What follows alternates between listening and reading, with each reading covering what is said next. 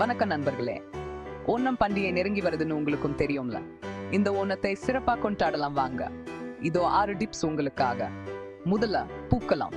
வீட்டு வாசல தாமரை, செம்பருத்தி மாதிரி வண்ண வண்ண பூக்களை வச்சு அழகா கோலம் போடுங்க. வீடே கலர்ஃபுல்லா இருக்கும், அதுவும் எல்லோரையும் வர வைக்கிற மாதிரி. அடுத்து ஓணம் சத்யா. வாழை இலையில் சாம்பார், அவியல், பாயசம், வடைன்னு விதவிதமான உணவு வகைகள் பாரம்பரிய சுவையோட அசத்தலா இருக்கும். பக்தி நிகழ்ச்சிகளை மறந்துடாதீங்க. மகாபலி மன்னருக்காக நடத்தப்படும் சிறப்பு வழிபாடுகள் உங்க குடும்பத்துக்கு மகிழ்ச்சியும் நிம்மதியும் கொண்டு வரும். விளையாட்டுகள் இல்லாம ஓணமா?